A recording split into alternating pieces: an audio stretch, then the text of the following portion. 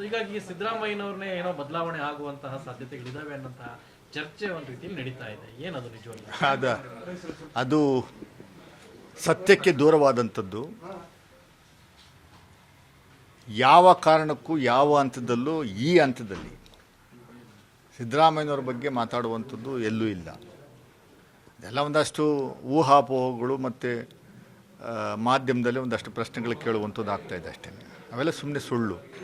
ನಮಗೆ ಬೇಸರ ಇದೆ, ಪ್ರಮುಖವಾಗಿ ನನಗೆ ಬೇಸರ ಇದೆ. ಮಾನ್ಯ ಮುಖ್ಯಮಂತ್ರಿಗಳ ಕ್ಷೇತ್ರ 2 ಬಾರಿ ಅವರಿಗೆ ಮುಖಭಂಗ ಮಾಡುವಂಥ ಕೆಲಸವನ್ನು ಮತದಾರರು ಮಾಡಿದ್ದು ನನಗೆ ವೈಯಕ್ತಿಕವಾಗಿ ಬೇಸರ ಇದೆ. ಮಾಡಬಾರ್ದಿತ್ತು. ಯಾಕೆಂದರೆ ಮೈಸೂರು ನಗರಕ್ಕೆ, ಮೈಸೂರು ಜಿಲ್ಲೆಗೆ 2013ರಿಂದ 2018ರವರೆಗೆ 5 ವರ್ಷದಲ್ಲಿ ಸುಮಾರು ಬರೀ ಮೈಸೂರು ನಗರದ ಅಭಿವೃದ್ಧಿಗೋಸ್ಕರ 3,800 ಕೋಟಿ ಕೊಟ್ಟರು. ಮೈಸೂರು ಜಿಲ್ಲೆಗೆ 5 ವರ್ಷದಲ್ಲಿ 22,000 ಕೋಟಿ ಕೊಟ್ಟಿರುವಂಥದ್ದು. ಹಿಂದೆ BJP ಸರ್ಕಾರ ಇತ್ತಲ್ಲ, 5 ಪೈಸಾ ಕೊಟ್ಟವರ ದಯಮಾಡಿ ಬಿಡುಗಡೆ ಮಾಡೋಕ್ಕೆ ಹೇಳಿ.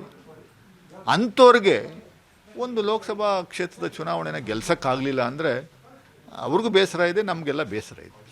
ಬಟ್ ರಾಜ್ಯದಲ್ಲಿ ಈಗ ಭಾಳ ಸ್ಪಷ್ಟವಾಗಿ DK ಶಿವಕುಮಾರ್ದೊಂದು ಬಣ, ಸಿದ್ದರಾಮಯ್ಯನವ್ರದ್ದೊಂದು ಬಣ ಅಂತೇಳಿ ಆಗೋಗಿದೆ. ಹಾಗಾಗಿ ಖರ್ಗೆ ಅವ್ರನ್ನ ರಾಜ್ಯಕ್ಕೆ ಕರ್ತರಬೇಕು ಅನ್ನೋಂತಹ ಚರ್ಚೆ ಆಗ್ತಾ ಇದೆ. ಎಲ್ಲ ದೊಡ್ಡ ಮಟ್ಟದ ಊಹಾಪೋಹಗಳು ಸರ್. ಅವೆಲ್ಲ ಎಲ್ಲಿ ಸರ್ ಬಣ? DK ಶಿವಕುಮಾರ್ ಬಣ, ಸಿದ್ದರಾಮಯ್ಯನವ್ರ ಬಣ ಅಂತ ಎಲ್ಲಿದೆ ಸರ್? ಅವರಿಬ್ಬರು ಹೊಂದಾಣಿಕೆಯಲ್ಲಿ ಇರೋದ್ರಿಂದನೇ 136 ಸೀಟ್ ಬಂದಿದ್ದು. ಅವರಿಬ್ಬರು ಹೊಂದಾಣಿಕೆಯಲ್ಲಿ ಇದ್ದಿದ್ದರಿಂದನೇ 9 ಸೀಟು ನಾವು ತೊಗೊಂಡ್ವಿ MP ಚುನಾವಣೆಯಲ್ಲಿ ಗೆದ್ದಿರುವಂಥದ್ದು. ಅವರಿಬ್ಬರು ಒಟ್ಟಿಗೆ ಎಲ್ಲ ಪತ್ರಿಕಾಗೋಷ್ಠಿನಲ್ಲಿ ಎಲ್ಲ ಕಾರ್ಯಕ್ರಮಗಳಲ್ಲಿ ಒಟ್ಟಿಗೆ ಇರ್ತಾರಲ್ಲ ಸರ್. BJPಯವರು ಇದನ್ನು ಸೃಷ್ಟಿ ಮಾಡಿ ದೊಡ್ಡ ಮಟ್ಟದ ಲಾಭ ಪಡೆಯುವಂಥದ್ದಕ್ಕೆ ಭಾಳ ಪ್ರಯತ್ನ ಆಯಿತು. ಬಟ್ ಅದೆಲ್ಲ ವರ್ಕ್ ಆಗಲಿಲ್ಲ ಅವ್ರಿಗೆ. BJP is totally failed party. ರಾಜ್ಯಕ್ಕೋಸ್ಕರ ದುಡಿತಾ ಇದ್ದಾರೆ 24/7 CM ಮತ್ತು DCM. ಕಳೆದ 40 ದಿನಗಳಿಂದ ನಾವು ಕೋಡ್ ಆಫ್ ಕಂಡಕ್ಟ್ ಇದರಿಂದ ಕೆಲಸ ಮಾಡೋಕ್ಕಾಗಲಿಲ್ಲ. ಈಗ 24/7 ಕೆಲಸ ಮಾಡ್ತಾ ಇದ್ದೀವಿ. ನಾವು ಸುಮಾರು ಕಡೆ ಸೋತಿದ್ರೂ ನಾವು ಜನರ ಮಧ್ಯೆ ಇರುವಂಥದ್ದಕ್ಕೆ ನಮಗೆ ಸೂಚನೆ ಇದೆ.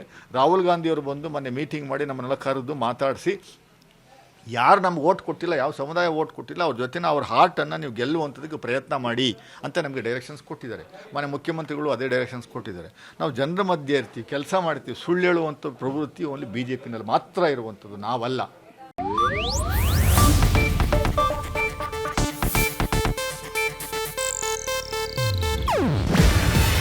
ಇದು ಏಷ್ಯಾನೆಟ್ ನ್ಯೂಸ್ ನೆಟ್ವರ್ಕ್ ಪ್ರಸ್ತುತಿ. ನೀವು ನೋಡ್ತಿದ್ದೀರಾ ಏಷ್ಯಾನೆಟ್ ಸುವರ್ಣ ನ್ಯೂಸ್.